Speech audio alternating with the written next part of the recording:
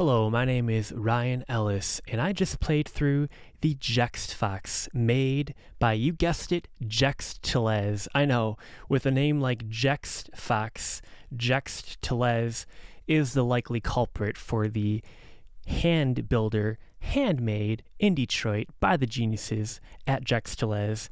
Of course, Jext TELEZ would make the Jext FOXX, and of course, Jext TELEZ would make the Jext FOXX the perhaps best iteration of a Fox tone machine, fuzz machine. There are several iterations, but this has the original parts done beautifully. You heard it yourself just here, and how versatile this pedal is. So many sounds just by twisting each knob, really.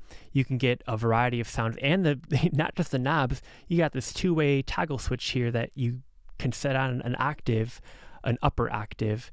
And it's kind of funny because I find that the transistors that Jext TELEZ use, which are the same as the original, give a natural octave sound even when the octave function is not activated. So once you do turn on that octave function, it's octave upon octave, a wheel within a wheel. It really is 3D sound you're working with. Truly a psychedelic tone machine, to coin a phrase that's already been coined. I think this exceeds the original. Plus, the original had the knobs on the side, and here the knobs are very accessible and movable here on the front. Beautiful pedal too, laser etched design, a cutting edge chassis for a timeless tone, a timeless sound. I highly recommend this pedal. This might be, I always say it, I'll say it again, I suppose I have to say it when I mention the Jext FOXX, that it might just be the rarest of all the Jext TELEZ fuzz pedals, because you never see these used.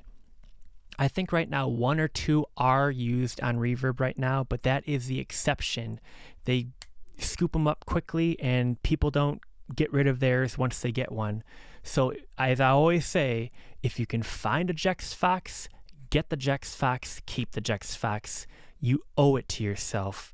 You'll thank me later once you hear it for yourself. You heard it here today, but I'm sure you have even nicer gear or different gear that sounds nice to you, and you'll love the way that this makes whatever you're playing sound. I just got done recording what I call Pink Little Cochineal. It comes from this 1887 facsimile of the White House Cookbook, published curiously in 1983.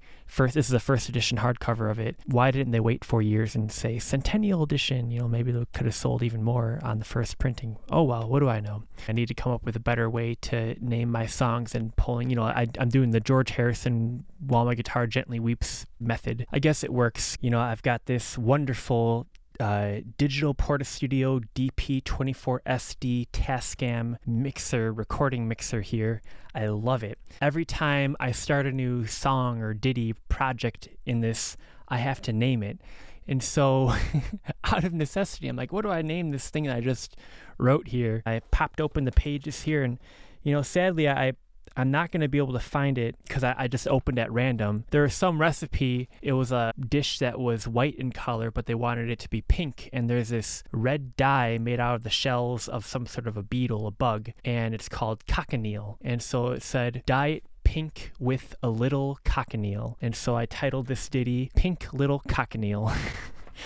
So, everything's got to have a name, and that's the name I came up with for this. I was laughing. It was like Prince wrote Little Red Corvette, and I wrote Pink Little Cochineal.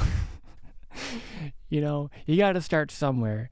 So, but if you guys have a better way of naming your songs, please let me know, because picking a book off the shelf and turning it into a page and naming it at random, thereby, I think there's a better way.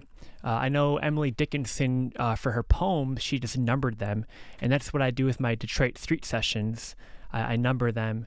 But the problem with my jam sessions, numbering them, I used to number them years ago. I just write so many things, I lose track of the number, and then it just kind of defeats itself. So I went back to naming after numbering became unfeasible. I would be remiss, and I suppose I've been remiss. I haven't mentioned I have a t-shirt for sale. This is the original Lee's Monroe Music t-shirt. This logo was designed in Detroit by one of the original hippies ever to walk the earth. This dates back all the way to perhaps the early to mid 1960s in Detroit. This is the one and only t-shirt for the record store in which arguably Motown was founded. Lee's Monroe Music, 54 Monroe Street in Detroit, Michigan. Message me here and I will get you one of these shirts at a reasonable price.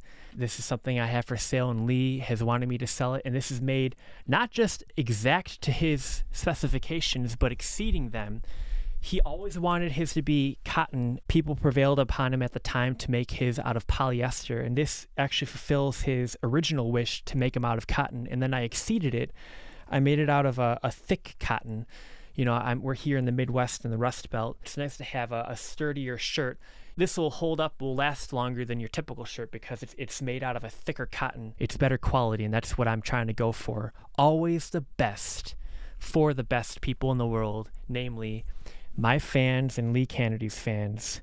You guys rock and you roll. Thank you very much for watching this video. Be the change you wish to see in the world and run for local elected office. And Christians, become your local Sunday school teacher. Do not just trust the process, become the process. I will pray for America. Please pray for me. Have a nice day. Au revoir.